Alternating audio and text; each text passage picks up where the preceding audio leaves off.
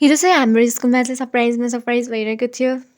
त्यो सरप्राइजमा चाहिँ फर्स्ट अब जहाँ हामी स्कुल गएपछि चाहिँ अनि फर्स्ट पिरियड चाहिँ म्याथ सरको थियो। बट इभेन्चुअली चाहिँ त्यो दिन चाहिँ म्याथ भएन र म्याथ गर्दा चाहिँ इङ्ग्लिस सर आउनुभएको थियो र इङ्ग्लिस सर आउँदा चाहिँ इङ्ग्लिस सरले पनि हामीलाई सरप्राइज टेस्ट लिनुभयो। तर हामीले यदि तिमीलाई कसैले सरप्राइज टेस्ट लियो र तिमीले केही पढेको पनि छैन भने तिमीले के रियाक्ट गर्छौ क्या? आइएम लाइक अब केही आउँदैन भने के लेख्नु?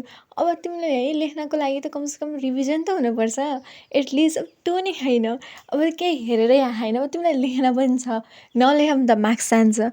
अनि त्यसको पनि त्यस्तै लटरपटर एक्जाम दियौँ। त्यसपछि अर्को पनि फोर्थ पिरियडमा चाहिँ अनि बायोलोजी म्यामले पनि एक्कासी सरप्राइज टेस्ट लिनुहुन्छ। अब तिमीलाई है एक्कासी सरप्राइज टेस्ट आजभोलि टिचरहरूलाई 12 क्लासमा आएदेखि टिचरहरूलाई यो सरप्राइज टेस्ट लिने त बानी नै पऱ्यो क्या? किन यति धेरै अब्सेस के त्यो सरप्राइज टेस्ट लिने? कमसेकम भनेको भए त पढ्थ्यौँ पनि होला। त्यो त कहिले पढ्थेनौँ हामीले। त्यही पनि अब एक्कासी सरप्राइज टेस्ट लिँदा चाहिँ अब के भन्ने लेख्नु नि आउन नपढाएछ न लेख्न आउँछ। अनि अनि सरप्राइजिङली चाहिँ म्याथ सरको चाहिँ आज त्यो दिन बर्थडे थियो।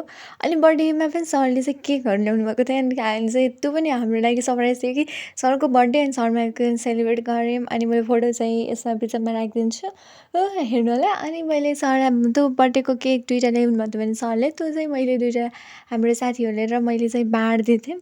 अनि त्यो केक यति धेरै बाँडिसकेको थियो कि हामी सबैले आधीभन्दा बढी त हामी केटीहरूले नि खायौँ होला।